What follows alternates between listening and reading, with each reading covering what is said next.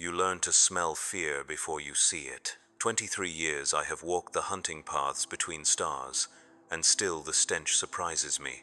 Not the obvious terror that rolls off a cornered deserter when my boots echo down their hideout corridor.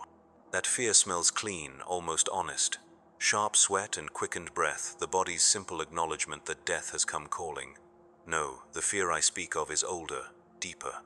It seeps from the walls of forgotten hab blocks, clings to the recycled air of derelict stations, pools in the shadows where civilization pretends it still holds sway. It is the collective dread of a species that knows, somewhere in its animal brain, that it is prey. My name is Veyran Locke. I am a sanctioned bounty hunter, licensed by the Adeptus Arbites to pursue fugitives beyond the reach of conventional law. For more than 2 decades I have dragged the lost, the damned, and the merely stupid back to face imperial justice. I have walked through underhive cesspits where the air burns your lungs, tracked heretic scum across asteroid fields so cold your breath freezes before it leaves your mask, and cornered mutant abominations in places where even the Emperor's light struggles to penetrate. This is not a tale of glory. There are no heroes in the hunting business, only survivors and those who feed the corpse grinders. I tell you this because tonight, as I sit in my cramped quarters aboard a merchant hauler bound for the Calixis sector, I find myself thinking about a contract I took 6 months ago. A simple retrieval job, they called it. Track down a rogue tech adept who had absconded with classified data from a forge shrine on Metallica 7. Standard rate, minimal risk, clean extraction expected within 10 solar days. I should have known better. In this business, the moment someone tells you a job is simple, you can be certain it will try to kill you in ways you never imagined. The Vox message arrived while I was completing paperwork for my previous hunt, a deserter captain who had tried to sell his regiment's ammunition reserves to orc freebooters. The fool had not even bothered to cover his tracks properly. 3 days of following shipping manifests and bribe money, and I found him in a gambling den on Scintilla's 3rd level, drunk on Amasec and convinced he was untouchable. He wept when I put the restraint collar around his neck. They always weep, eventually. The new contract came through proper channels. Mechanicus seal, appropriate authorization codes, payment guaranteed by the forge masters themselves.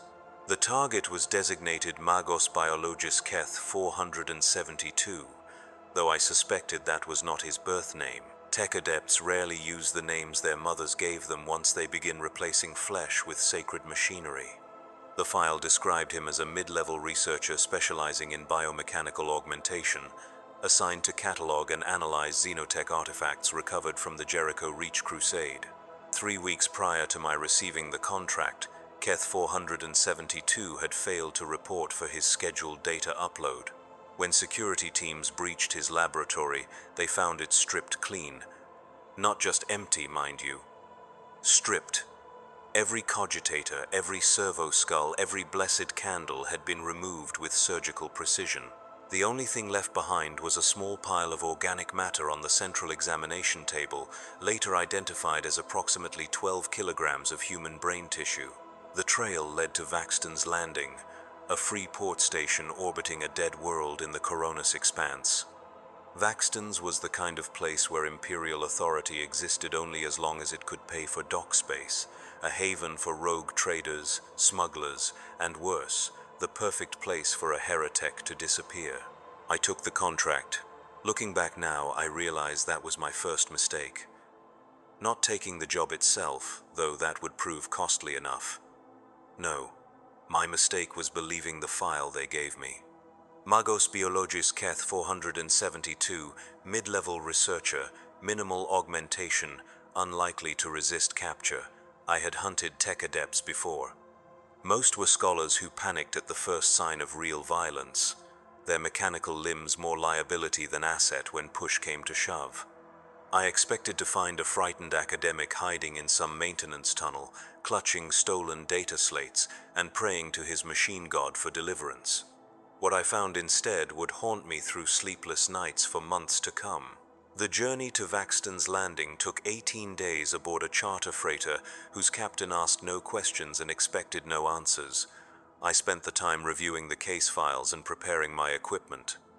Locke's tools of the trade, a modified hellgun with extended power cells, a shock maul for close work, restraint collars rated for everything from feral humans to minor daemons, a portable Auspex scanner, and enough counterseptic to sterilize a small plague outbreak. Standard hunter's kit, reliable and proven.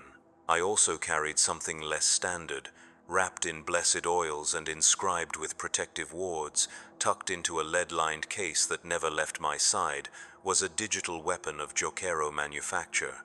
Alien technology, and therefore deeply heretical, but salvaged legally from a Xenos raider and sanctified by an Ordo Xenos Inquisitor for use against enemies of the Imperium. The weapon looked like nothing more than a simple ring, but when activated, it could disintegrate organic matter at the molecular level. I had used it only twice in my career, both times against targets that conventional weapons could not touch. I did not expect to need it for a simple retrieval job. Vaxton's Landing appeared on my viewport like a cancerous growth against the stars, a sprawling collection of docking arms, habitat modules, and industrial complexes that had grown organically over the centuries. No central plan, no architectural oversight, just metal and desperation welded together by whoever had the resources and audacity to claim a piece of the void. The station's population fluctuated between 50 and 80,000 souls, depending on trading seasons and imperial crackdowns in neighboring sectors. The docking fees alone would have bankrupted a minor noble house, but the Mechanicus had provided generous expense accounts. I moored my shuttle in Bay 94, a rust-stained cavity that smelled of promethium fumes and unwashed bodies, and began the tedious process of bribing my way through station security. 3 dock workers, 2 customs officials, and 1 very accommodating administratum clerk later, I had a visitor's pass and a rough idea of where to begin my hunt. Vaxton's had no central records office, no unified security network, no convenient database where I could cross-reference recent arrivals with my quarry's description. Finding someone here meant doing it the hard way, talking to people, following rumors, and hoping that greed would eventually overcome discretion. I started in the merchant quarter, where respectable traders conducted business under the watchful eye of armed security teams. The first 3 days yielded nothing but closed doors and suspicious glares. Nobody had seen a tech adept matching Keth 472's description. Nobody remembered any unusual shipments of laboratory equipment. Nobody knew anything about anything, and they were quite happy to keep it that way. This was not unusual. In places like Vaxton's Landing, information was currency, and strangers rarely had enough credit to make a purchase. On the 4th day, I found the body. It was floating in a maintenance shaft between levels 12 and 13, wedged behind a coolant recycling unit where the janitorial servitors rarely ventured. Human male, approximately 30 standard years old, with the telltale scarification and cranial implants that marked him as a tech adept initiate. Someone had killed him with precision, a single lus bolt to the back of the head, clean and professional. His sacred oils had been drained, his mechanical components carefully removed, his flesh left to bloat and rot in the stagnant air. The local security chief, a grizzled ex-guardsman named Torin, met me at the scene with the weary resignation of a man who had seen too much death to be surprised by it anymore. "Found him this morning," Torin said, lighting a low stick with hands that trembled only slightly. "Servitor reported a blockage in the coolant lines. Poor bastard's been here at least a week, maybe more." I knelt beside the corpse, studying the wound pattern and the methodical removal of augmetics. This was not the work of common thieves. Whoever had killed this tech adept knew exactly what they were doing, which components were valuable, and how to extract them without damaging the surrounding tissue. "Any idea who he was?" I asked. Torin shrugged. "Could be anyone. We get a lot of tech types through here, usually keeping their heads down and their business private. Most don't register with station security unless they're planning an extended stay." I activated my Auspex scanner and ran a preliminary biological analysis on the corpse. The results made me pause. According to my instruments, this body showed signs of extensive genetic modification, far beyond the standard augmentations typical of junior tech adepts. Muscle density increased by 40%. Bone structure reinforced with metallic composites. Neural pathways enhanced with synthetic synapses that would have cost a small fortune on any civilized world. This was not some random initiate. This was someone important. Someone whose death would be noticed by very dangerous people. "Torin," I said, standing and sealing my scanner, "I need to see your arrival logs for the past month. Every ship, every passenger manifest, every cargo declaration." The security chief's eyes narrowed. "That kind of information doesn't come free, Hunter." I reached into my coat and produced a credit stick loaded with Mechanicus funds. "How much for complete discretion and full cooperation?" Torin looked at the credit stick, then at the floating corpse, then back at me. "For that amount, you can have my grandmother's recipe for grok steak. Follow me." The station's security office occupied a cramped compartment on level 8, wedged between a reclamation plant and a shrine to the god emperor that had seen better centuries. Banks of cogitators hummed and clicked as they processed the endless stream of data that kept Vaxton's landing functional. Passenger manifests, cargo schedules, maintenance reports, security incidents. The digital heartbeat of a community balanced perpetually on the edge of anarchy. Torin's files confirmed my suspicions. The dead tech adept had arrived aboard the merchant vessel Faithful Prophet 3 weeks ago, traveling under the name biologist Keth 472. My quarry was already dead. I stared at the passenger manifest, processing the implications. If the real Keth 472 had been murdered shortly after his arrival, then who had spent 3 weeks stripping his laboratory clean? Who had possessed the knowledge and skill to remove every piece of equipment without triggering security protocols? And more importantly, what had they done with the stolen xenotech data? "Torin," I said, scrolling through additional arrival records, "show me every tech adept who's docked here in the past month." The security chief's fingers danced across his cogitator keys, pulling up a broader search. 7 names appeared on the screen. 6 had departed within days of their arrival, their business concluded and their ships already beyond my reach. But the 7th name made my blood run cold. Magos explorator Vex Than, traveling aboard the research vessel Inevitable Conclusion. Arrival date, 5 days after Keth 472's murder. Current status, still on station. I had never heard of Vex Than, but his title alone told me everything I needed to know. Magos Explorator was not a rank granted lightly. These were the Mechanicus's most elite xenotech specialists, individuals trusted with technology so dangerous that lesser minds could not even comprehend its existence. If a Magos Explorator was involved in this affair, then my simple retrieval job had just become exponentially more complex. And more deadly. "I need to know everything about this Vex Than," I told Torin. "Where he's staying, who he's met with, what kind of equipment he brought aboard his ship."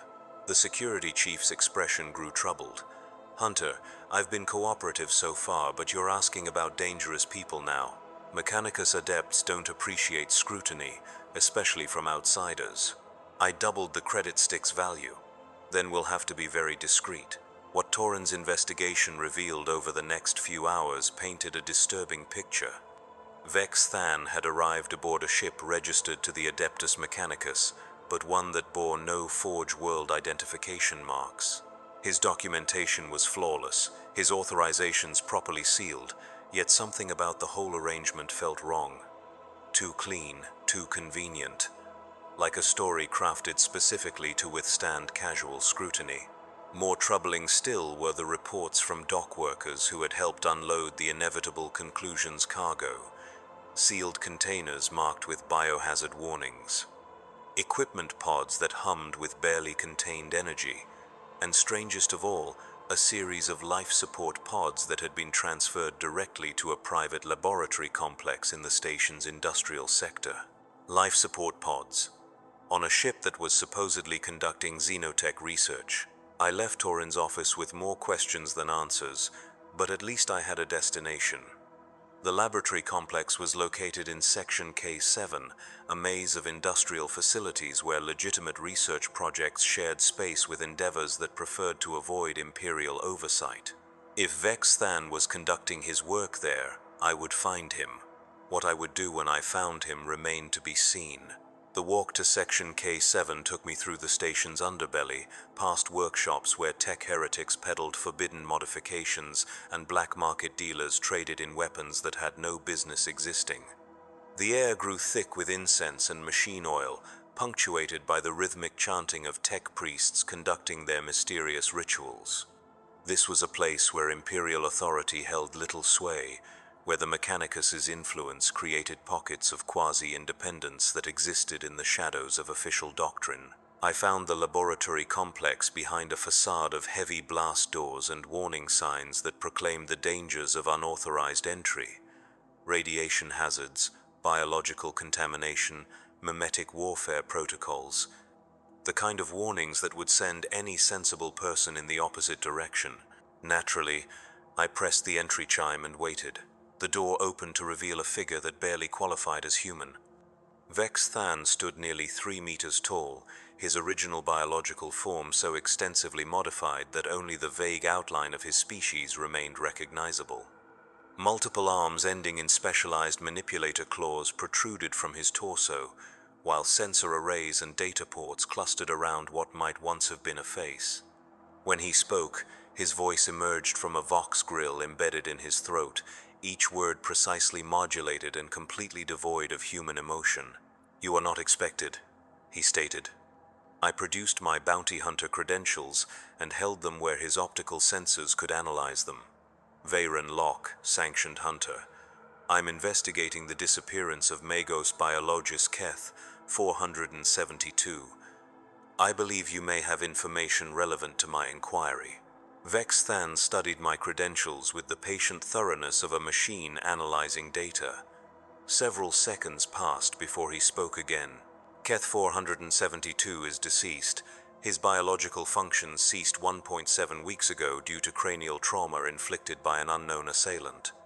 His remains were discovered in Maintenance Sector 1213 by station security personnel. This information is public record. Yes, I said, but someone has been using his identity since his death. Someone with detailed knowledge of his research and access to his work. I think you know who that someone is. The Magos explorator's mechanical limbs clicked and whirred as he processed my statement. Behind him I could see glimpses of the laboratory interior, gleaming surfaces, humming machinery, and something else that made my skin crawl. Movement. Organic movement in containers that should have contained only equipment and data. Your investigation has reached its conclusion, Vex Than said. Keth 472 is dead. His research materials have been recovered and are being analyzed by appropriately qualified personnel. Your services are no longer required. He began to close the door, but I placed my boot against the frame. I don't think so, I said, drawing my hellgun in one smooth motion. My contract specifies retrieval of both the target and any stolen materials. Until I confirm that those materials are being handled by legitimate Imperial authorities, my job isn't finished. Vex Than's optical sensors focused on my weapon with the detached interest of a predator evaluating potential prey. You are making a grave error in judgment, Hunter. My work here is sanctioned by authorities far above your clearance level. Interference will result in severe consequences for your person and your continued licensure. Then you won't mind if I take a quick look around to verify that everything is properly documented. The Magos explorator remained motionless for several heartbeats. When he finally stepped aside, every instinct I possessed screamed that I was walking into a trap. I entered anyway. In this business, you learn to trust your skills over your fears, or you don't survive long enough to collect your pension. The laboratory was a shrine to the intersection of flesh and technology, a place where the boundaries between organic and mechanical had been deliberately blurred beyond recognition. Specimen containers lined the walls, each one containing biological samples suspended in nutrient solutions that glowed with unnatural colors.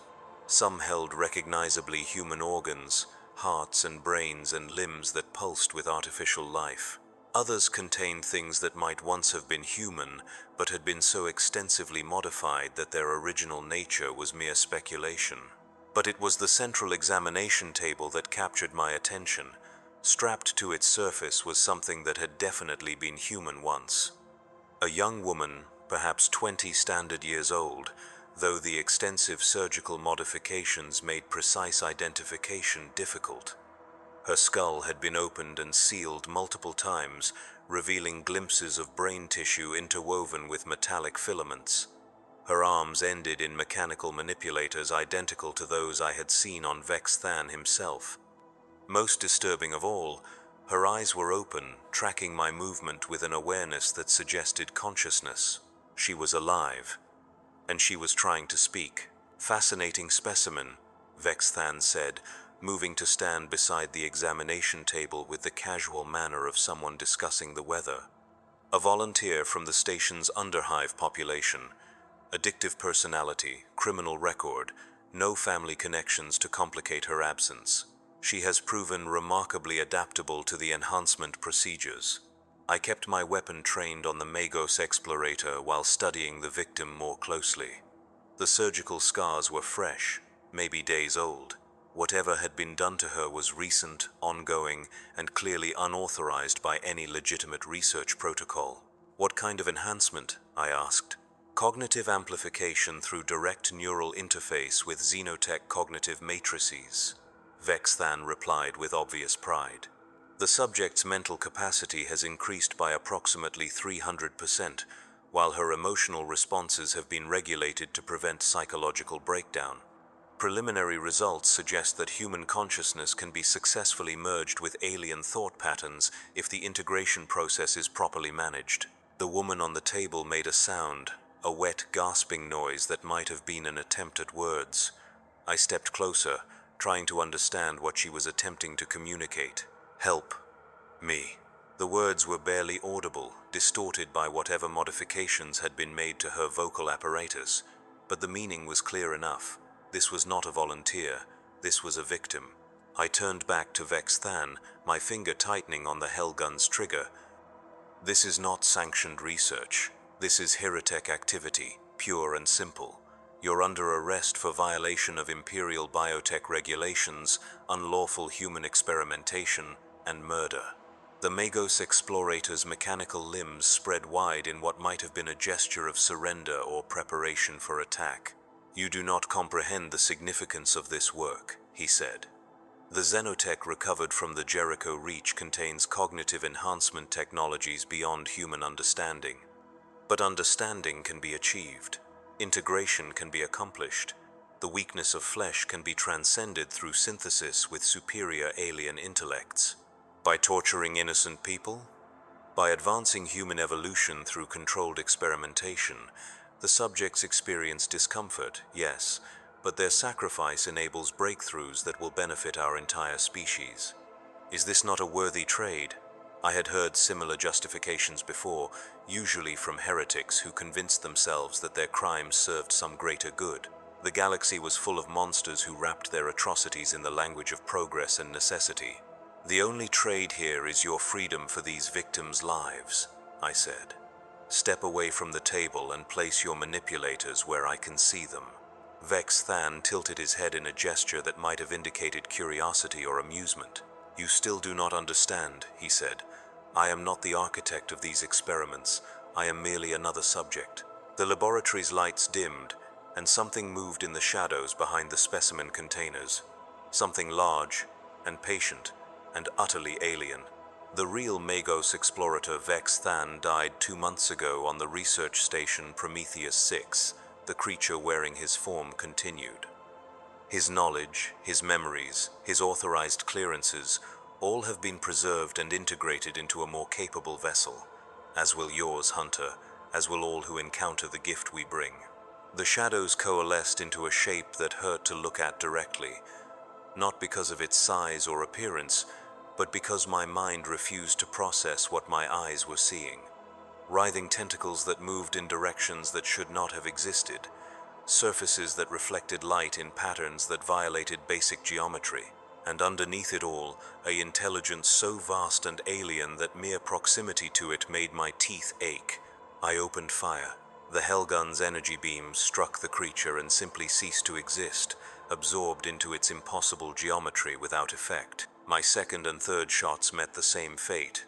Whatever this thing was, conventional weapons could not harm it. But I had not come unprepared for the unconventional. The digital weapon slid onto my finger as I rolled behind a specimen container, its alien construction warm against my skin. Jokaro technology, designed specifically to function against enemies that existed outside normal physical laws. The ring's activation stud pressed against my palm as the creature flowed across the laboratory floor toward my position. I rose from cover and fired. The digital beam struck the creature center mass and began the process of molecular disintegration. Where conventional energy had been absorbed harmlessly, the Jokaro weapon carved through alien flesh like a blade through parchment. The thing screamed, a sound that bypassed my ears entirely and resonated directly through my bones. But instead of collapsing, the creature began to change. Its impossible geometry folded inward, condensing and reshaping itself into forms that my sanity could better accept. The writhing mass of tentacles became arms and legs. The non-Euclidean surfaces smoothed into recognizable skin and clothing. Within moments, I found myself looking at a perfect replica of my own face. "Better?" it asked with my voice. I kept the digital weapon trained on its center mass, though I noticed with growing alarm that the molecular disintegration effect had ceased. Whatever damage I had inflicted was already healing. "What are you?" I demanded. "We are synthesis," it replied, studying its new form with obvious satisfaction. "The merger of human ingenuity with cognitive structures liberated from the Jericho reach. Your species possesses remarkable adaptability, but lacks the mental framework necessary for true transcendence. We provide that framework. By possessing people, by improving them. The original consciousness is preserved, enhanced, and integrated into a collective that spans multiple realms of existence. Death becomes irrelevant, pain becomes temporary. The limitations of individual perspective are transcended through shared experience." The creature that looked like me gestured toward the examination table where the young woman still lay strapped and conscious. "Observe the process in its early stages. Physical modification precedes mental integration. The subject's neural pathways are mapped and expanded.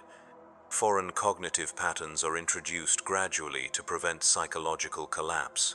Within days, she will experience thoughts and perceptions beyond human comprehension." "She asked for help," I said. "She does not yet understand the gift she is receiving. Fear is a natural response to transformation, but fear passes and understanding remains." I was running out of time and options. The digital weapon had proven effective against the creature's original form, but this new configuration seemed more resilient. Worse, I could hear movement elsewhere in the laboratory. Other voices, other footsteps. I was not alone with one monster. I was surrounded by an unknown number of them. The creature wearing Vexthan's form had remained motionless during this exchange, but now I noticed subtle changes in his posture and expression. The mechanical precision of his movements was giving way to something more fluid, more organic. Whatever force controlled these entities was strengthening its hold. "Your resistance is admirable but futile," the false Vexthan said. "We have already established multiple nodes of influence throughout this station. Security personnel, dock workers, merchants, even some of your Imperial authorities. The synthesis spreads through contact, through conversation, through simple proximity to our presence." "How many?" "Sufficient for our current needs. Vaxton's Landing will serve as a staging ground for expansion into the broader Imperium. Trade routes will carry our influence to dozens of worlds. Within a generation, the synthesis will be indistinguishable from natural human evolution." The implications hit me like a physical blow. This was not just an isolated incident of heretic experimentation. This was an invasion, a systematic infiltration designed to corrupt the Imperium from within. And I had walked into it armed with nothing but conventional weapons and outdated intelligence. The creature wearing my face smiled with my lips. "You begin to understand the scope of our achievement. But understanding brings responsibility. You cannot be permitted to carry this knowledge beyond these walls unless you join us willingly. That's not going to happen. Then you will join us unwillingly. The laboratory's remaining lights went out, plunging us into darkness broken only by the eerie glow from specimen containers. I heard footsteps approaching from multiple directions, the careful movement of predators closing in on trapped prey. My hellgun would be useless in these conditions, but the digital weapon possessed its own targeting systems. I activated the ring's enhanced sensors and began moving toward what I hoped was still the laboratory's exit. The first attacker came from my left, a shadow among shadows that might once have been human. I fired blind, heard the distinctive sound of molecular disintegration, and kept moving. A second figure emerged from behind a bank of cogitators, this one clearly recognizable as one of Toren's security officers. The digital weapon removed him as efficiently as it had the first. But for every enemy I destroyed, two more seemed to take their place. They moved with inhuman coordination, driving me away from the exit and deeper into the laboratory's maze of equipment and specimen containers. I realized with growing despair that they were herding me, guiding my movement towards some predetermined destination. The destination proved to be a surgical chamber equipped with restraint systems that looked disturbingly similar to those holding the young woman on the examination table. Mechanical arms ending in surgical implements hung from the ceiling like metallic spiders. Banks of monitoring equipment lined the walls, their displays showing readouts that tracked biological functions I did not recognize. The creature wearing my face stood waiting in the center of the chamber. "The process will be less traumatic if you cooperate," it said. "Resistance only prolongs the discomfort." I raised the digital weapon but found my hand shaking with exhaustion and adrenaline. The ring's power cell was nearly depleted from repeated use. Maybe 3 or 4 shots remaining before the weapon became a useless piece of alien jewelry. "I've got a better idea," I said, and triggered the laboratory's emergency fire suppression system. Vaxton's landing had been built according to Imperial safety standards, which meant that every compartment was equipped with multiple redundant systems designed to prevent catastrophic decompression, toxic contamination, and structural fires. The fire suppression system was one of the most comprehensive, capable of flooding entire sections with retardant foam while simultaneously venting the atmosphere to vacuum. The effect was immediate and devastating. Klaxons wailed as emergency lighting bathed the laboratory in hellish red illumination. Blast doors slammed shut, sealing the chamber from the rest of the station. Most importantly, the atmospheric vents opened with a roar that made conversation impossible. The creatures that had been closing in on me found themselves fighting a hurricane of escaping air. Those without proper anchors were pulled toward the venting systems with irresistible force. I heard screams, impacts, the distinctive sound of bodies being pulped by industrial machinery. But the creature wearing my face remained standing, its impossible anatomy apparently unaffected by atmospheric pressure or the lack of breathable air. "Clever," it said, its voice somehow audible despite the howling wind, "but ultimately pointless. We do not require atmosphere to function." I was already moving, fighting my way against the air current toward a maintenance hatch I had noticed earlier. The digital weapons targeting system guided me through the chaos, highlighting potential threats and safe handholds. 3 shots left, maybe 2. I had to make them count. The maintenance hatch led to a service corridor that connected the laboratory complex to the station's primary life support systems. Not an escape route exactly, but a temporary reprieve that would give me time to think. I sealed the hatch behind me and tried to assess my situation. The immediate threat was contained, but barely. The creatures had shown remarkable resilience and adaptability. Worse, they had apparently been infiltrating the station for weeks or months, building a network of influence that might extend to the highest levels of local authority. I could not trust anyone, could not call for help, could not even be certain that my own thoughts remained entirely my own. The service corridor stretched into darkness in both directions, lit only by the feeble glow of emergency lighting. I chose a direction at random and began walking, hoping to find either another exit or a communications array that I could use to send a warning to Imperial authorities. What I found instead was evidence that my situation was even worse than I had imagined. The corridor walls were covered with organic growth, a fibrous mat that pulsed with its own internal rhythm.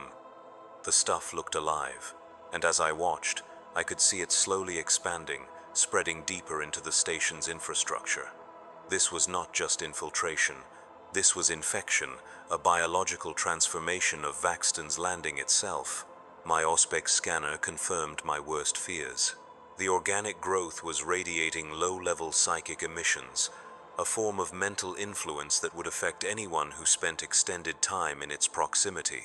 The longer someone remained on the station, the more susceptible they would become to the creature's control. I had been here for 6 days. How much of my recent decision-making was my own? How much was subtle manipulation by an alien intelligence that fed on human consciousness? The thought made my skin crawl, but I forced myself to analyze it objectively. My investigation had led me exactly where the creatures wanted me to go. My resistance had been fierce but ultimately ineffective. Even my escape from the laboratory had been almost too convenient, as if I was being allowed to flee. Was I truly hunting them, or were they hunting me? The service corridor terminated at a junction that offered 3 possible routes. Straight ahead led to the station's central power core. Left would take me toward the docking bays and my shuttle. Right led to the communications center and the possibility of calling for help. I turned right, only to find the corridor blocked by a familiar figure. Torin stood in my path, but the security chief's posture and expression had changed dramatically since our last meeting. His movements were too precise, too controlled. When he spoke, his voice carried the same mechanical inflection I had heard from the false Vex Than. "You have caused considerable disruption to our operations, Hunter," he said. "The laboratory contained months of irreplaceable research. The specimens you destroyed represented significant investments of time and resources." "Good," I said, raising the digital weapon. "I was hoping to be more than just an annoyance. Your resistance serves no purpose. The synthesis is inevitable. Your species will be improved whether you cooperate or not." Torin began walking toward me with the inexorable patience of a machine following its programming. I backed away, but the corridor behind me was already occupied. Another figure approached from that direction, this one wearing the face of a dock worker I had bribed 3 days earlier. 2 shots left in the digital weapon. 2 targets. The mathematics was simple but not encouraging. "Why Vaxton's Landing?" I asked, trying to buy time while I considered my options. "Why not some isolated research station or unpopulated moon?" "Population density and transport connections," Torin replied without hesitation. "This station processes approximately 40 zero-transient individuals per month. Merchants, travelers, pilgrims, refugees, each one represents a potential vector for further expansion. Within 1 standard year, our influence will extend to hundreds of worlds throughout the Imperium, and the Imperial authorities will just ignore an entire sector being corrupted by Xenos influence. The Imperial authorities will be the first to embrace the synthesis. Administrative efficiency increases dramatically when individual agendas are subordinated to collective purpose. The Imperium, you know, is chaotic, wasteful, prone to internal conflict. The Imperium we will create will be unified, focused, inevitable." The dock worker had closed to within 10 meters and was showing no signs of slowing. Torin was perhaps 15 meters away, his hand resting casually on the grip of his last pistol. They were coordinating their approach, timing their attack to give me no opportunity for effective resistance. I made my choice and fired at Torin. The digital beam caught him center mass and began its work of molecular disintegration. But instead of collapsing, the security chief simply looked down at the spreading damage with mild interest. "Fascinating weapon," he said as portions of his torso dissolved into component atoms. "Jokero manufacture, if I am not mistaken. We have encountered similar devices in our expansion through other regions. They are quite effective against conventional biological targets." He continued walking forward even as the disintegration spread to encompass his chest and shoulders. "Unfortunately, we are no longer entirely biological. The dockworker reached me first, moving with inhuman speed to grapple for the digital weapon. I twisted away and fired my last shot, point-blank range, directly into his face. The effect was immediate and total. His head simply ceased to exist, disintegrated down to the atomic level. But his body continued moving, hands closing around my throat with mechanical precision. I dropped the useless digital weapon and drew my shock maul, driving the electrified tip into the dockworker's chest. High-voltage current surged through his nervous system, but instead of dropping, he simply tightened his grip. Electrical disruption is ineffective against synthetic neural networks, Torin observed, his voice now coming from a throat that was mostly empty space. The disintegration had spread to encompass most of his torso, revealing mechanical components where organs should have been. We learned to compensate for such attacks during our initial encounters with Imperial forces. The headless dockworker lifted me off my feet with impossible strength, his fingers crushing my windpipe with methodical precision. Black spots began to dance at the edges of my vision as oxygen deprivation set in. In desperation, I triggered the shock maul's overload function, dumping its entire power cell into a single devastating burst. The effect was spectacular but brief. The dockworker's synthetic components, overloaded in a cascade of sparks and electrical fire, finally releasing me as his motor functions shut down. I collapsed to the corridor floor, gasping for breath and clutching my bruised throat. Torin continued his approach, seemingly unaffected by the loss of half his body mass. "Crude but effective," he said. "However, your weapons are now depleted, and you have nowhere to retreat. Submit to the process willingly, and we will ensure your consciousness remains largely intact during integration." I struggled to my feet, drawing my hellgun despite knowing it would prove ineffective. Sometimes defiance is its own reward, even when victory is impossible. "Hunter," Torin said, pausing just beyond my weapon's optimal range, "consider what you have witnessed here. A dying species offered the gift of transcendence. Consciousness freed from the limitations of individual flesh, unity of purpose that eliminates conflict and waste. Is this not preferable to the endless grinding war that defines your current existence?" "Unity without choice isn't unity," I managed to rasp through my damaged throat. "It's slavery. Choice is an illusion that breeds chaos. Your Imperium understands this truth, which is why it maintains strict hierarchies and absolute obedience. We simply extend that principle to its logical conclusion." The security chief raised his las pistol with mechanical precision, aiming for my center mass. At this range, even a grazing shot would be sufficient to disable me for capture and subsequent conversion. "Your resistance ends here." The shot came from behind him. Torin's head exploded in a spray of synthetic fluid and sparking electronics as a high-powered sniper round punched through his skull. His body remained standing for several seconds, mechanical reflexes attempting to compensate for the loss of central processing, before finally toppling forward onto the corridor floor.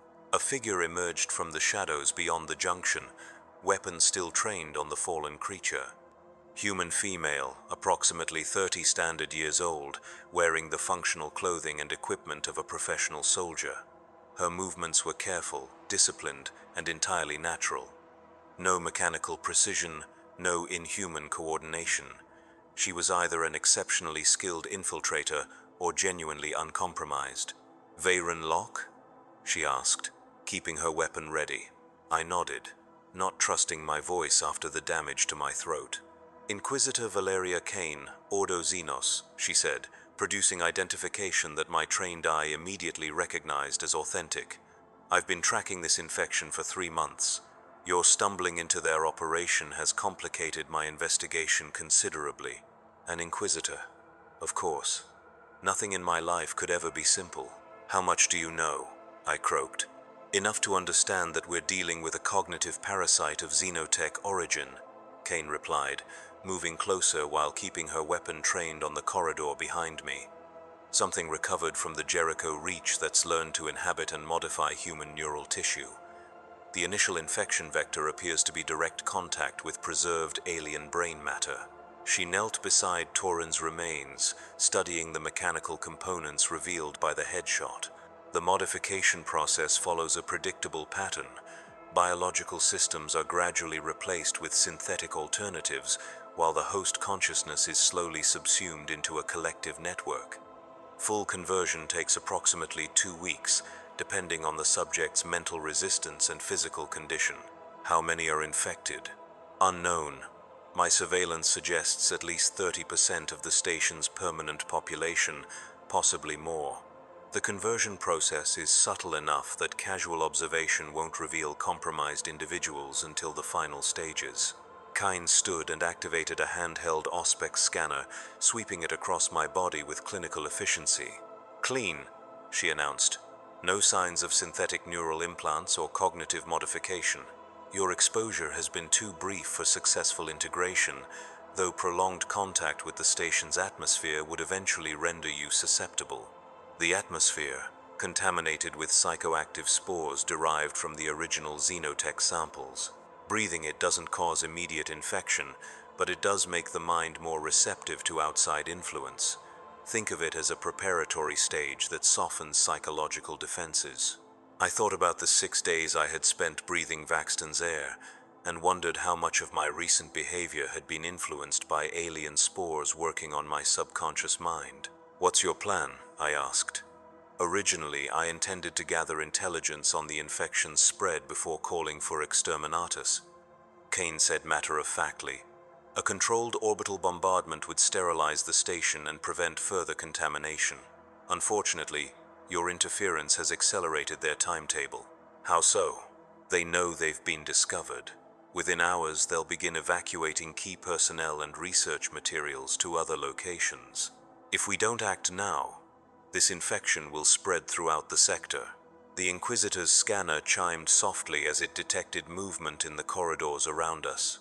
Multiple contacts, approaching from several directions with coordinated precision. "We need to reach the communications array," Kane said, checking her weapon's power cell. "I have a Navy destroyer on standby 3 hours out. If I can transmit the proper authorization codes, they'll sterilize this place with cyclonic torpedoes. And everyone aboard who might still be human. Acceptable losses. The alternative is sector-wide contamination and eventual species extinction. The mathematics are quite clear." I had worked with Inquisitors before. They were pragmatic to the point of ruthlessness, willing to sacrifice millions to save billions. In most cases, their cold calculations proved correct, but something about this situation felt wrong, incomplete. "What if there's another option?" I asked. Kane's expression hardened. "Explain." "You said the infection spreads through contact with alien brain matter. What if we could locate and destroy the original source? Cut the head off the snake?" "The xenotech samples were processed weeks ago. The original artifacts have been integrated into the station's infrastructure, probably dispersed throughout multiple locations to prevent exactly what you're suggesting. But the creature I fought in the laboratory, the thing wearing Vex Than's form, it implied that there was some kind of central intelligence coordinating everything. A primary node that controlled the collective consciousness." The Inquisitor paused, considering the implications. "Even if such a node existed, locating it would require extensive investigation. We don't have that kind of time." "Then we make time." Footsteps echoed from the corridor junctions, growing closer with each passing moment. Our pursuers had found our trail and were moving to surround us. Kane made a decision with the swift certainty that had probably kept her alive through decades of fighting humanity's enemies. "Very well. But we do this my way, with my resources, under my authority. And if your theory proves incorrect, I will not hesitate to implement exterminatus protocols." "Understood. Good. Now follow me, and try not to get yourself killed. I have questions about your encounter with the primary intelligence, and I prefer my sources breathing when I interrogate them." We moved deeper into the station's service corridors, following routes that Kane's previous reconnaissance had identified as relatively secure. The Inquisitor moved with the fluid grace of someone who had spent years fighting in environments where a single mistake meant death or worse. Her equipment was top-quality Imperial issue, modified with several components I didn't recognize, but that radiated the subtle wrongness of sanctified xenotech. "Tell me about the laboratory encounter," she said as we navigated a junction that stank of industrial solvents and human waste. "Everything you saw, everyone you spoke with, every detail you can remember." I recounted the events in the clinical manner that professional experience had taught me. The surgical modifications, the cognitive enhancement claims, the creature's statements about synthesis and collective consciousness. Kane listened without interruption, occasionally nodding or making notes on a data slate that she consulted with practiced efficiency. "Interesting," she said when I finished. "Your description of the primary entity matches reports from other infection sites. A central intelligence that claims to offer transcendence while systematically destroying individual consciousness. We've encountered similar manifestations on 3 other worlds over the past year. This has happened before?" The Jericho Reach Crusade recovered approximately 40 different xenotech artifacts from a dead world designated Tertius 7. Most were routine technology, weapons and communication devices that posed minimal contamination risk. But several items appeared to be of cognitive or psychic nature, designed to interact directly with organic neural tissue. Kaine paused at a sealed bulkhead, activating some kind of bypass device that made the lock cycle open without triggering security alerts. Standard protocol requires such artifacts to be contained and studied under controlled conditions. Unfortunately, some of the research teams became overly enthusiastic about their work. Direct exposure led to infection, which spread to containment personnel, which eventually required complete sterilization of 3 separate facilities. But some of the infected escaped? The entity you encountered appears to be remarkably adaptable. It learns from each containment breach, developing new strategies for infiltration and expansion. Vaxton's Landing represents its most sophisticated attempt yet. We emerged into a maintenance bay that serviced the station's primary communication array. Banks of Vox equipment hummed and crackled with the constant flow of interstellar messages, while tech adepts performed routine maintenance on relay systems that connected Vaxton's Landing to the wider Imperium. At least, they had been tech adepts before the infection. The maintenance crew working on the communication systems moved with the same mechanical precision I had observed in other compromised individuals. They appeared to be installing additional equipment, devices that pulsed with organic patterns and radiated the same psychic emissions I had detected in the service corridors. "They're modifying the communications array," I whispered. Kane raised her sniper rifle and peered through its scope, studying the alien modifications with professional interest. "Psychic amplification nodes," she identified. "They're preparing to broadcast the infection beyond the station. Every incoming and outgoing transmission will carry cognitive spores to their destinations." The implications were staggering. Vaxton's Landing processed communications for dozens of nearby systems. If the infection could spread through Vox transmissions, it would reach every world in the local sector within days. How do we stop it? Explosives would be the most direct approach, but the blast would alert every compromised individual on the station. We need a more subtle solution. Kane activated her Auspex scanner again, this time focusing on the alien modifications to map their internal structure and power sources. "There," she said, indicating a central node that pulsed with particular intensity. "That appears to be the primary control nexus. If we can disable it without triggering security protocols, the entire modification system should shut down. And how do we reach it without fighting through a dozen infected tech adepts?" The Inquisitor smiled with the cold satisfaction of someone who had planned for exactly this contingency. "We don't fight them, we join them." From her equipment pack, Kane produced 2 devices that looked like sophisticated cogitator interfaces. Cranial implants designed to simulate the neural modifications typical of compromised individuals. "Temporary psychic dampeners," she explained. "They'll broadcast false signals that should fool casual observation while protecting our actual consciousness from infection attempts. The disguise won't stand up to detailed scrutiny, but it should get us close enough to sabotage their operation." I stared at the neural implants with undisguised reluctance. "You want me to let you install alien technology in my brain?" "Sanctified alien technology, purified and blessed by the Ordo Xenos for exactly this kind of infiltration work. The risk is minimal compared to the alternative, which is watching the infection spread to every world in the sector while we hide in maintenance corridors and debate theological implications. She had a point, much as I hated to admit it.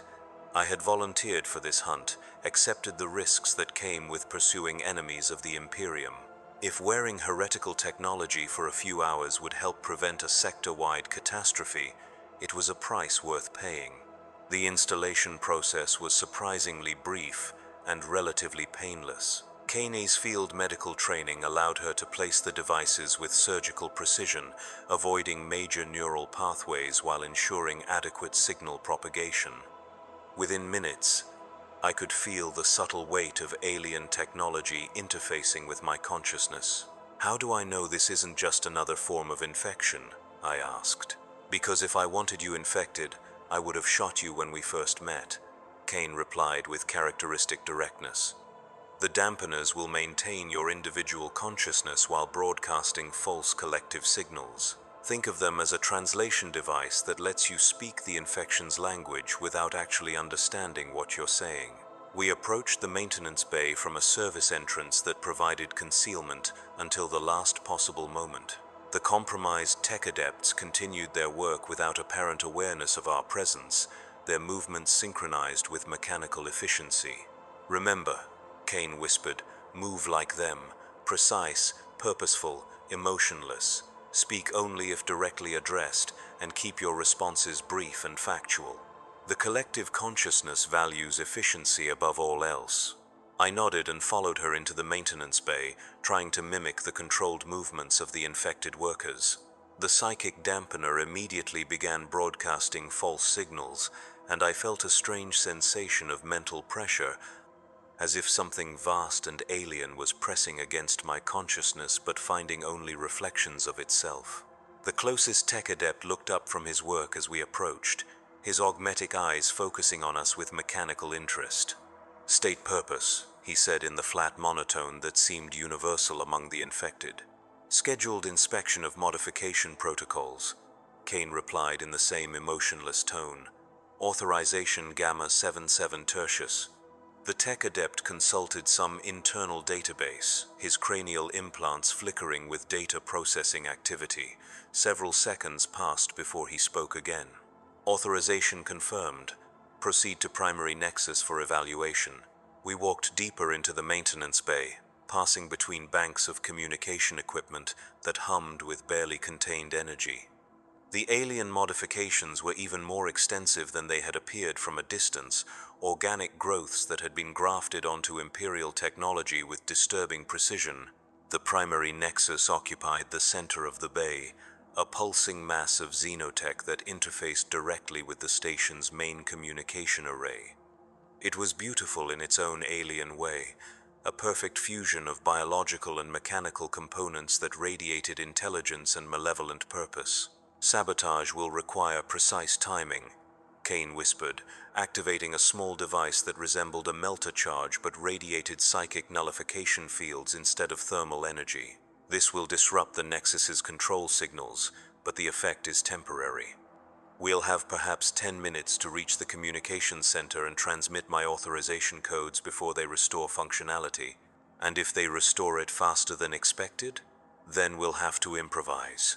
Kane attached the nullification device to the Nexus's primary interface node, its temporal activation set for 30 seconds delay. We began moving toward the exit, maintaining the mechanical pace that characterized the infected while fighting every instinct that screamed at us to run. 20 seconds. The tech adepts continued their work, oblivious to the threat developing in their midst. 15 seconds. We reached the maintenance bay's main exit, with clear corridors leading toward the communications center. 10 seconds.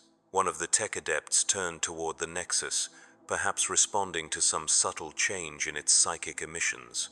5 seconds. We stepped through the exit and began walking rapidly toward our destination.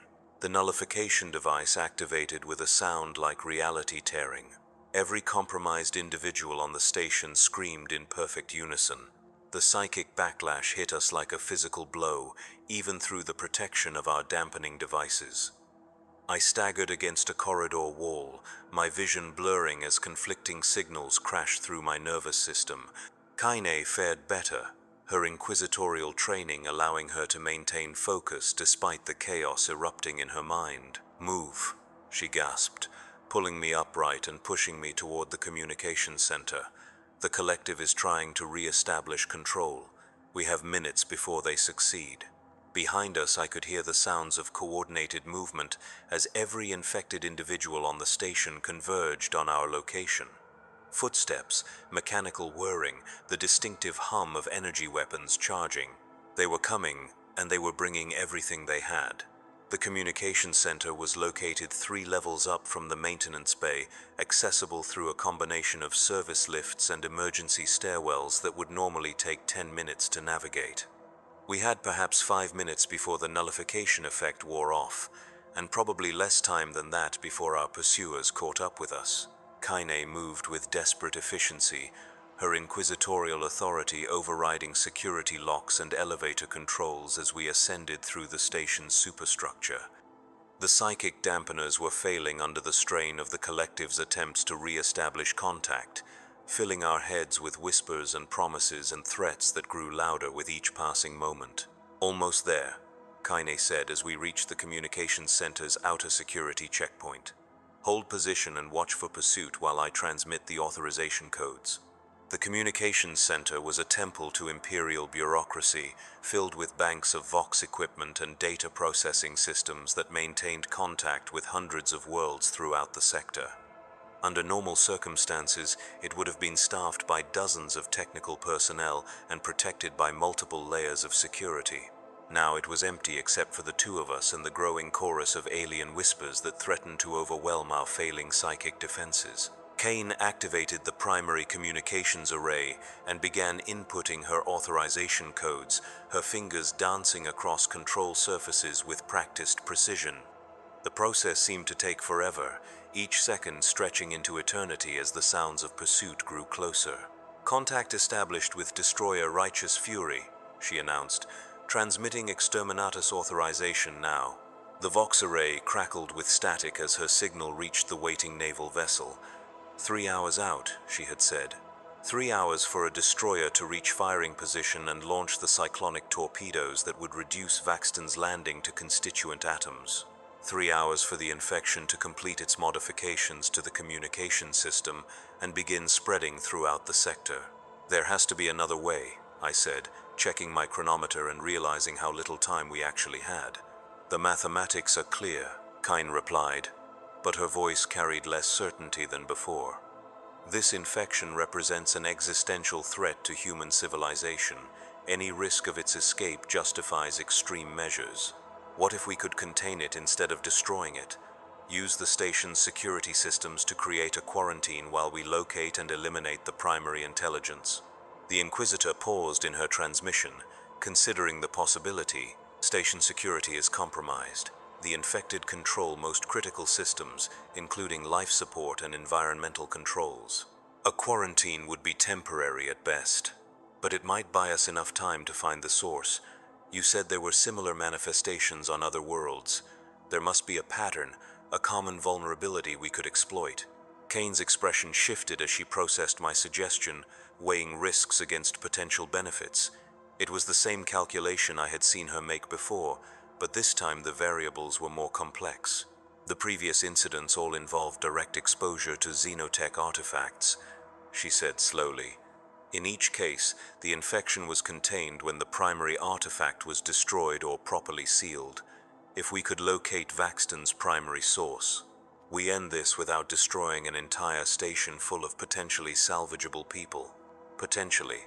The conversion process may be irreversible in advanced cases. But worth trying? Kaine made her decision with characteristic swiftness. "Very well. But we maintain the Exterminatus option as backup.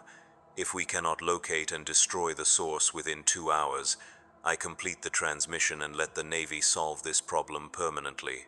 She began modifying her transmission to the destroyer, encoding new instructions that would delay the bombardment while maintaining readiness for immediate action. The process required delicate negotiation with the ship's captain, who was understandably reluctant to delay authorized exterminatus protocols based on the word of a single Inquisitor operating behind enemy lines. While Kaine handled the communications, I activated my Auspex scanner and began mapping the station's psychic emission patterns. If there was a central source controlling the infection, it would have to be generating significant mental influence to coordinate so many compromised individuals. The readings were disturbing. Psychic activity was elevated throughout the station, but the highest concentrations were coming from the industrial sector, where I had first encountered the creature wearing Vex Than's form. More specifically, the emissions seemed to be originating from a section that my scanner designated as heavily shielded. "I think I've found it," I told Kane as she finished her negotiations with the destroyer captain. "Industrial sector, level 15. Whatever's down there is generating enough psychic energy to influence the entire station. That section is restricted access, sealed off from normal traffic. According to the station schematics, it houses the primary reactor core and associated cooling systems. Perfect place to hide something you don't want discovered. How do we get there?" Kane consulted her data slate, pulling up detailed structural plans of the station's industrial section. "Multiple routes, but most pass through areas that are likely to be heavily guarded. The most direct approach would be through the main reactor access shaft, but that requires clearance codes we don't possess." "What about the maintenance conduits?" "Possible, but they're not designed for human traffic. We'd be crawling through spaces barely large enough for servitor units, with no room to maneuver if we encounter resistance." The sound of footsteps in the corridor outside made the decision for us. Our pursuers had reached the communications center, and they were not interested in negotiation. "Maintenance conduits it is," I said, moving toward the emergency access hatch that Kane had identified on her schematics. We dropped into the station's mechanical circulatory system, a maze of pipes, cables, and ventilation shafts that kept Vaxton's landing functional. The space was barely adequate for human passage, forcing us to move in single file through passages that reeked of machine oil and recycled air. Behind us, I could hear the sounds of pursuit as compromised security personnel attempted to follow our route. The mechanical precision of their movements was actually a disadvantage in the cramped conduits, their coordinated efficiency less effective than simple human adaptability. "Tell me about the other infection sites," I said as we crawled through a particularly narrow section that seemed designed to test the limits of human flexibility. "What did you find when you investigated them?" "Similar patterns in each case," Kaine replied, her voice muffled by the confines of the conduit. "Central artifacts that served as cognitive anchors for collective consciousness, usually located in areas that provided easy access to large numbers of potential hosts. How were they destroyed?" "Conventional explosives proved ineffective. The artifacts appeared to exist partially outside normal space-time, making them resistant to physical damage. We eventually succeeded using sanctified weapons charged with psychic nullification fields. Like the device you used on the communication nexus? Similar principle, but much more powerful. Unfortunately, I only carry one such weapon, and it's designed for single use against major targets." We reached a junction where the maintenance conduit intersected with a larger service tunnel that provided access to the industrial sector's primary systems. The psychic emissions were noticeably stronger here, a constant pressure against our failing dampening devices that made concentration difficult. "The artifacts," I said, trying to focus through the mental interference. "What did they look like?" "Varied considerably, but all shared certain characteristics. Organic components integrated with crystalline matrices, surfaces that reflected light in non-standard patterns. Most disturbing, they all showed signs of active growth, as if they were somehow alive."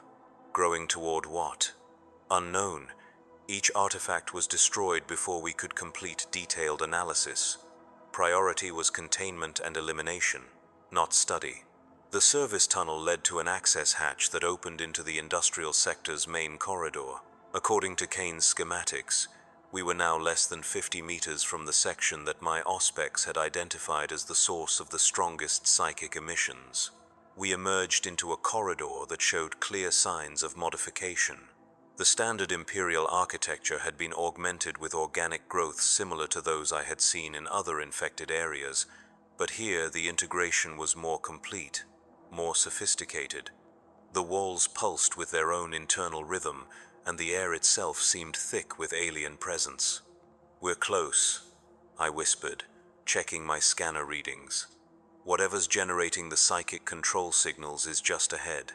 Kaine nodded and activated her sanctified nullification weapon, a device that resembled a melter gun but radiated fields that made my teeth ache. "Single use," she had said. "We would get one chance to destroy whatever we found."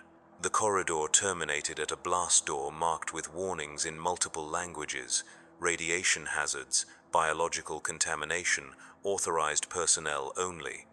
The kind of notices that kept casual visitors away while providing perfect cover for activities that violated Imperial law. The door was unsealed. Beyond it lay a chamber that defied rational description. The space was vast, far larger than the station's blueprints suggested possible. The walls curved away into shadow, their surfaces covered with organic growths that pulsed with patterns of light and color that hurt to look at directly. But it was the center of the chamber that captured our attention. Rising from the floor like some impossible tree was a structure that could only be the primary xenotech artifact. It towered perhaps 20 meters in height, its trunk composed of crystalline matrices interwoven with what appeared to be neural tissue. Branches spread outward at irregular intervals, each one ending in nodes that pulsed with psychic energy. And suspended within the structure, connected by organic filaments that penetrated their skulls, were dozens of human forms.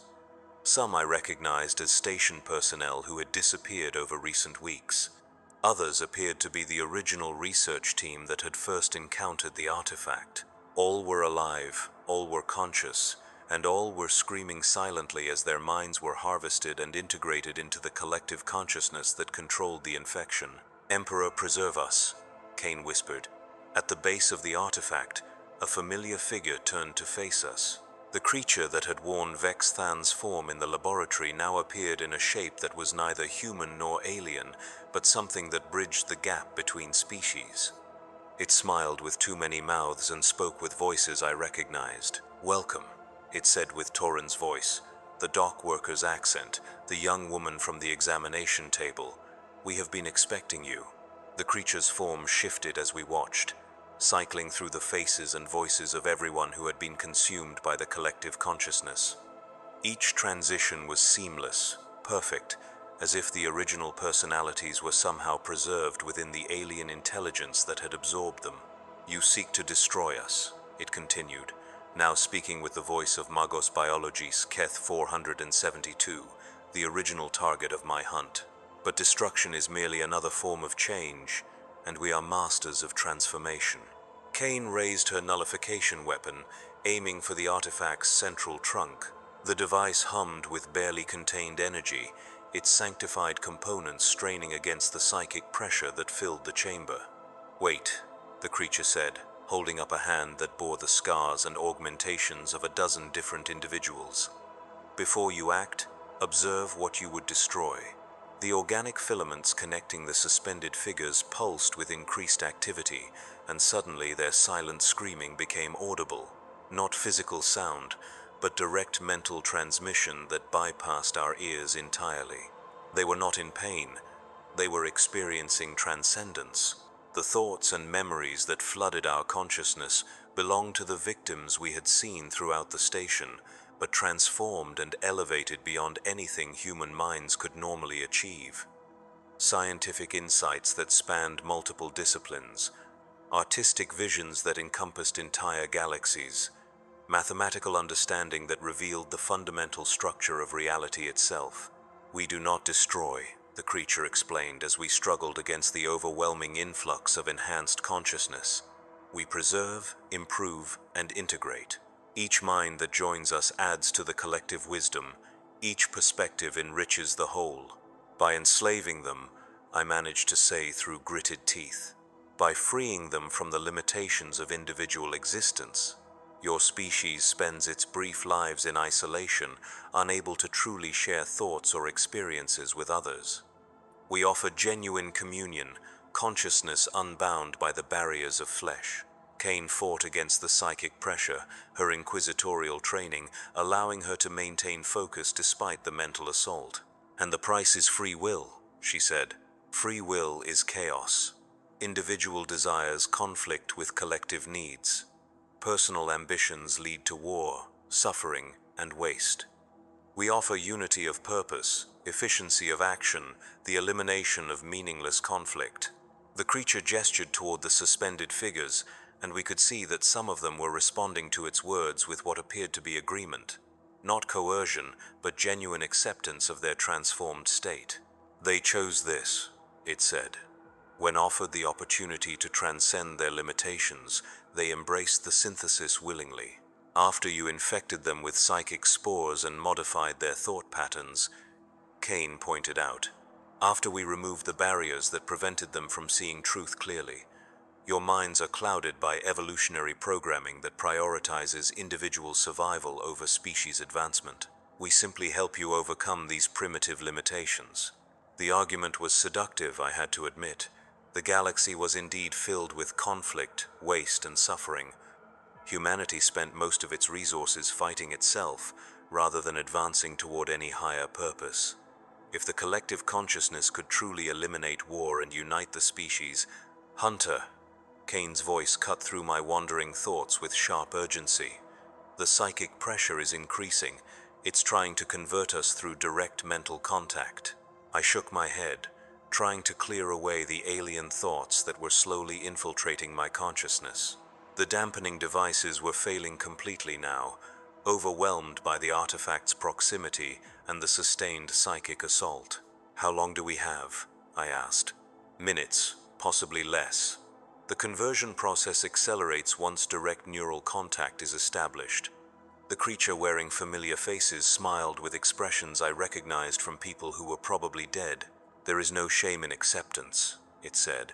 Your resistance has been admirable but ultimately futile. Join us willingly, and your individual memories will be preserved within the collective consciousness. Continue to resist, and the integration process will be more traumatic. Kane's nullification weapon was fully charged now, its energy field creating visible distortions in the air around us. But I noticed that her aim was wavering, the psychic pressure affecting her coordination despite her training. Can you destroy it from here? I asked. Uncertain. The artifact is larger than previous examples, and it's actively defending itself. A direct hit might only damage it rather than achieving complete destruction. And if we get closer? We'll be fully converted before we can fire. The tactical situation was impossible. We needed to destroy the artifact to stop the infection's spread, but proximity to the artifact would ensure our conversion before we could act. The logical conclusion was retreat, evacuation, and exterminatus bombardment from orbit. But logic had never been my strongest suit. Give me the nullification weapon, I said. Kaine looked at me with the expression of someone watching a man prepare to commit suicide. The psychic pressure will convert you within seconds of close approach. You'll become part of the collective before you can fire. Not if I'm already dead.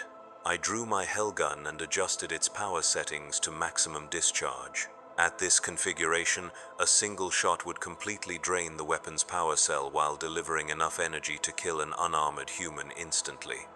It would also send enough electrical current through my nervous system to disrupt brain function for several critical seconds.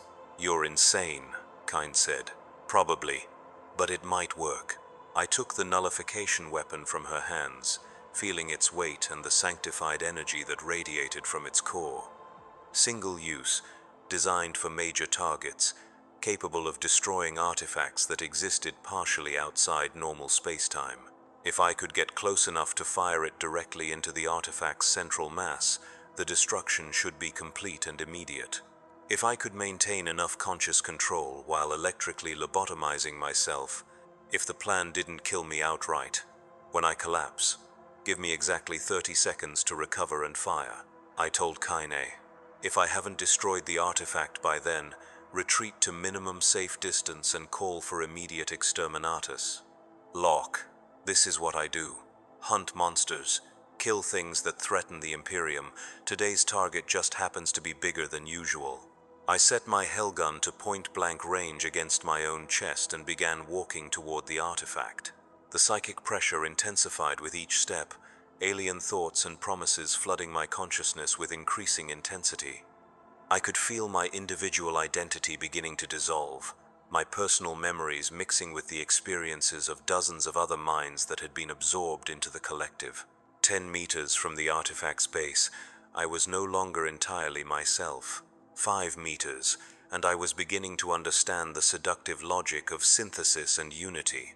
3 meters, and I genuinely wanted to join the collective consciousness. 2 meters, and I pulled the trigger on my hellgun. The electrical discharge hit my nervous system like the wrath of the God Emperor himself. Every muscle in my body convulsed simultaneously as high-voltage currents scrambled my brain's electrical patterns. I collapsed to the chamber floor, consciousness fracturing into disconnected fragments as my synapses misfired in chaotic patterns. But chaos, it turned out, was exactly what I needed. The alien thoughts that had been infiltrating my mind found themselves suddenly without a coherent neural network to inhabit. My electrically disrupted brain was like a house with all its doors locked, windows barred, and lights extinguished. The collective consciousness could not establish the stable connection it needed for conversion. I had perhaps 20 seconds before my nervous system recovered enough to become vulnerable again. Through the haze of electrical trauma, I forced my spasming hands to raise the nullification weapon. The artifact loomed above me like a twisted tree of crystalline neural tissue, its psychic emanations washing over my disrupted consciousness without finding purchase. The suspended figures were screaming now, not silently but with voices that carried the full weight of their terror and desperation. Whatever transcendence they had claimed to experience, they wanted out of it. I aimed for the artifact's central trunk and fired. The nullification beam struck the crystalline matrix with the force of a small sun going supernova. But instead of disintegrating as I had expected, the artifact began to change. The alien geometries that hurt to look at directly started collapsing inward, folding through dimensions that human perception couldn't properly process. The creature that had worn so many familiar faces let out a scream that bypassed sound entirely, a psychic howl of rage and desperation that made every nerve in my recovering body sing with sympathetic pain. As the artifact collapsed, so did the collective consciousness it had housed. Impossible, it shrieked with voices I recognized. We are eternal. We are inevitable. We cannot be destroyed by primitive weapons and crude tactics. But even as it spoke, I could see the truth written in the dissolving neural matrices around us. The creature was not eternal. It was not inevitable. It was simply another parasite that had learned to wear the faces of its victims, and parasites could be killed. The nullification effect spread through the artifact's structure like fire through dry parchment. Crystalline branches shattered and dissolved. Organic neural tissue withered and died. The suspended human figures began to fall as the filaments connecting them to the collective consciousness were severed. Some of them were still alive. Kane appeared beside me, her medical training taking over as she began checking the fallen victims for signs of life. Most had been too deeply integrated into the artifact to survive its destruction, but a few showed vital signs. 3 survivors, she reported. Severe neural trauma, but they should recover with proper treatment. I struggled to my feet, my nervous system still recovering from the electrical disruption. The chamber around us was collapsing as the alien modifications that had supported it began to fail. We needed to evacuate immediately or risk being crushed by falling debris. The creature, I said, looking around for signs of the intelligence that had controlled the collective. Gone, Kane confirmed. The nullification beam destroyed its anchoring point in this reality. Without the artifact to maintain its coherence, it's been dispersed back to wherever it originated. We carried the 3 survivors through corridors that were already beginning to show signs of the infection's retreat. The organic growths that had spread throughout the station were withering and dissolving, their connection to the primary source severed permanently. Station security personnel we encountered showed the same confusion and disorientation I remembered from my own recovery from electrical trauma. Their memories of the past weeks were fragmented and incomplete, but they were human again. The decontamination process took 6 standard days. Ordo Xenos specialists arrived aboard the destroyer Righteous Fury to conduct thorough sweeps of every compartment, every system, every piece of equipment that might have been touched by the alien infection. They found nothing. Whatever cognitive parasite had infested Vaxton's landing, its destruction had been complete and irreversible. The psychic nullification weapon had not merely damaged the artifact, but had severed its connection to our reality entirely. The 3 survivors were transferred to specialized medical facilities for treatment and observation. Their recovery would be long and difficult, but early reports suggested that their core personalities had remained intact despite the trauma of collective integration. I submitted my final report to the Adeptus Arbites 3 weeks later. Target eliminated, stolen materials recovered, collateral damage minimal. A successful hunt by any reasonable standard. But success in this business always comes with a cost. The memories of what I had seen in that chamber stayed with me through sleepless nights and haunted dreams. The faces of the victims suspended in alien neural tissue, the seductive logic of unity and transcendence.